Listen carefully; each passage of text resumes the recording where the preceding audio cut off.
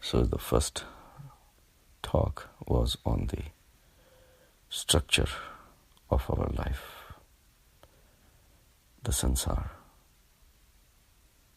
the 10 organs of perception and action combined are the chariots, horses.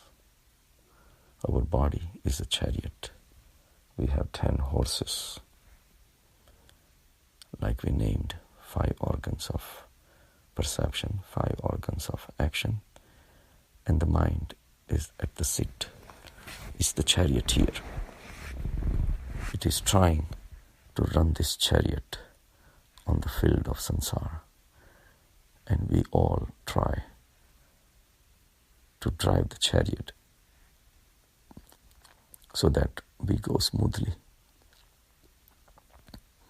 on the path of the sansara, but we don't know how to. Arjuna was confused on the battlefield.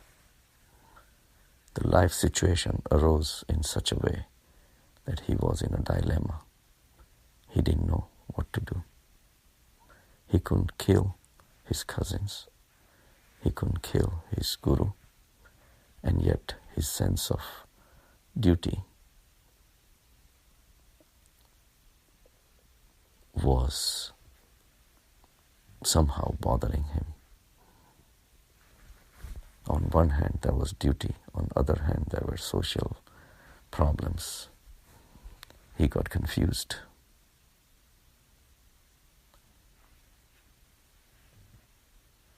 And that's what we are. We need to perform duties in life as a father, as a mother, as a brother, as a sister, as a son, as a daughter. All these responsibilities we want to do because our nature calls it, and yet we cannot perform. We are lost. What does the Arjuna do? He turns to Krishna, but not Krishna as a physical form, which is nothing but a description of the material aspect of a person. But he turns to Krishna for advice, and ultimately Krishna shows him his Virat Swarup, which is the peek into the infinite nature of the consciousness. And that's when everything becomes clear for Arjuna. So a disgruntled mind, dissatisfied mind, upset mind, if it turns to the Almighty Consciousness, and whatever name you give, it doesn't matter. Mahavir, Buddha, Krishna, Muhammad, everybody reached to the same spot of universal consciousness. To stick to one name itself is an interference at the mind level. So go beyond that. So after perceiving the world and not able to drive the chariot of life happily, we have to go beyond the mind. But how do you go beyond the mind?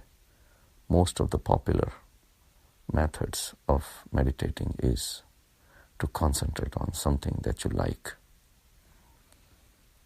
It may be helpful to some extent for the people who have millions of thoughts. If they start concentrating on God figure or one that you like the most, or sun, whatever. In the beginning, I used to concentrate on the sun, imaginary sun, sitting in between the eyebrows. So that way it was naturally the brightest object that we know. and you are familiar. Another technique is to follow your breath. You feel the breath, you see the breath visually within your mind. You perceive the temperature of the air that's coming in, hitting your nostrils. It's nice and cool. When it goes within your body, you follow it, how it moves the chest, and on its way out, how it warms up compared to the coolness that it had when it came. So basically, you start becoming aware of something. That is the first step. But that's the most primitive step, and we have a long way to go. So if somebody who is having millions of thoughts, to concentrate on one object does help. The breath is the most important object because you cannot describe the breath beyond this subtle temperatures difference. It does not have a physical shape or size or color. So that seems to be one of the best method to concentrate. But meditation, once you start doing it, you have to start breaking away from the meditation, from the object of concentration. Otherwise, you will still remain at the mind level, because one who is concentrating is also the mind. If mind is the problem, mind itself cannot solve its own problem. For that, you need to go beyond the mind. So, you want to come out of the mind, you have to find a technique how to go beyond the mind. So in the beginning, concentrating might help. So you can try that for a few weeks. And as the mind starts cooling down, you will be able to go beyond the mind. Mind is not under your control. Mind is controlling you as a soul, and you cannot do anything about it. I always give an example of mind being a spoiled brat. You may have your nephew or a niece, you take them to a mall, and your nephew is throwing a temper tantrum on the floor in the mall, 1,000 people watching. He wants a candy. You don't want to give a candy. So what are your options? Many people say, I'll give a candy just so that he stops making a big scene. You are missing the point. You are being influenced by the crowd. And even more, you are influenced by your nephew. Now he has learned a technique how to manipulate you. So you are weaker than your nephew, who is 5-year-old.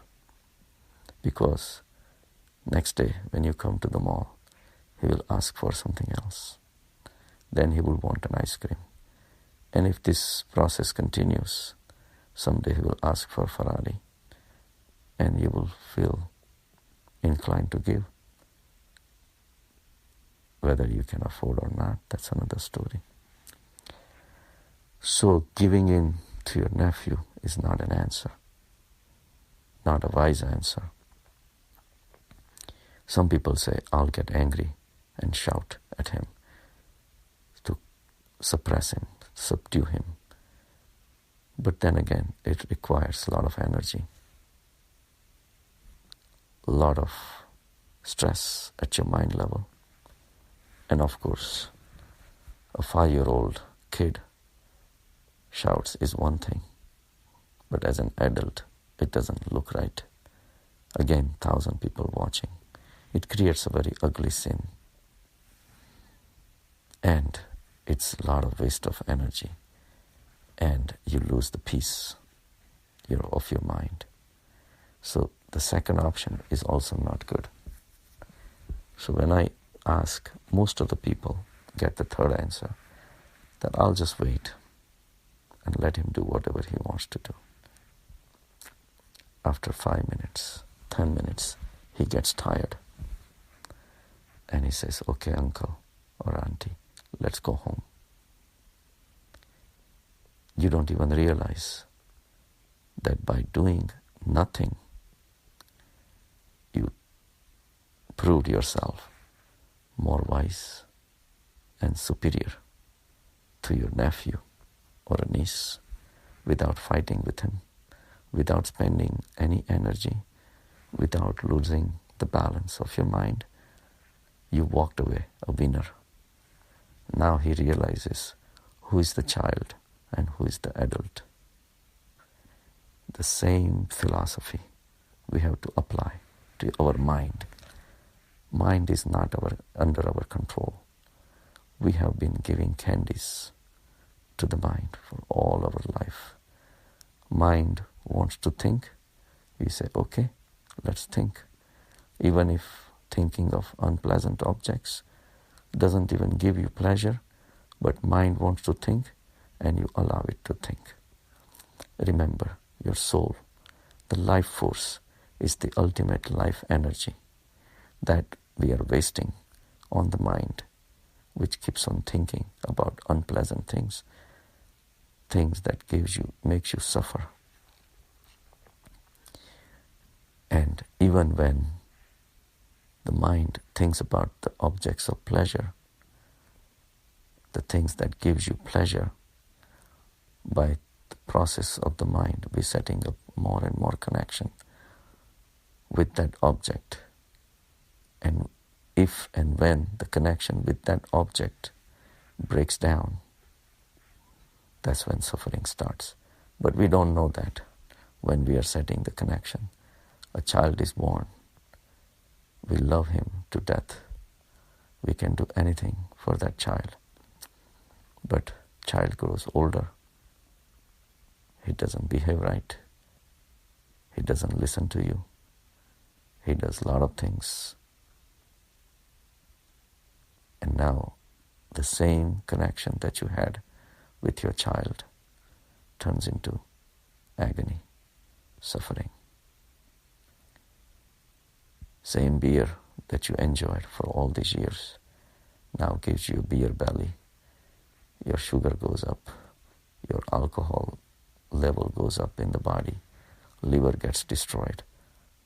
Now the doctor tells you to quit. You cannot. So these are the examples how the pleasure turns into sufferings. So mind is continuously going after these objects, and we cannot do anything about it. We feel helpless. So we have been giving candies in the form of energy to think. Now for the first time, we're going to fix it through meditation. And for that, we have to create the distance between the mind and our soul. Just the way we created the distance between our nephew and us by not doing anything. Non-doing is the success of meditation, where you are just not doing anything.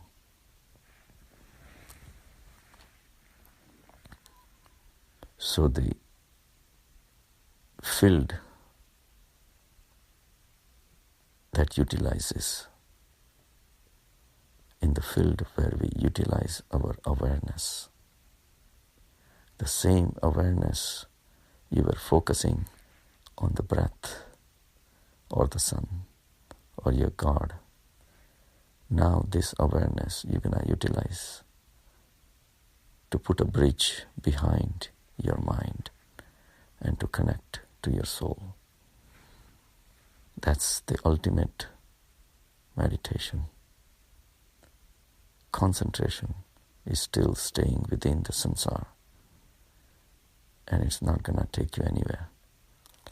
If you have a disease of the mind, mind will never be able to solve. Somehow, strangely, we have set up the connection with the mind, thinking that we are the mind. And of course, we are the body also. And somehow, the repetitive experience of meditation tells us that mind and the body are separate. But these experiences have not happened to you. So you always think that you are the mind and you are the body. You have never dissected all these things before. So, finding the soul and staying within the soul is the ultimate process, result of meditation. If I am a surgeon, if I get an attack of appendix, I cannot operate on myself. I have to go to another surgeon. Same way, to fix the problems of the mind, you need something that is bigger than the mind. The bigger than the mind is the ultimate giver of that energy that feeds the mind and feeds the body. We will go to the ultimate source of the whole life. So, the mind is like a binocular. It is projected to the outside world.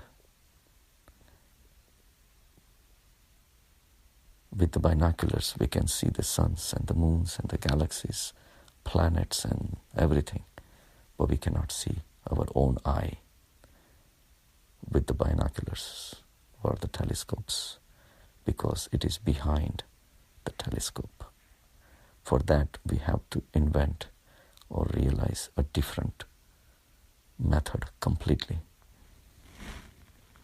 Eye you can experience. You cannot see your own eye.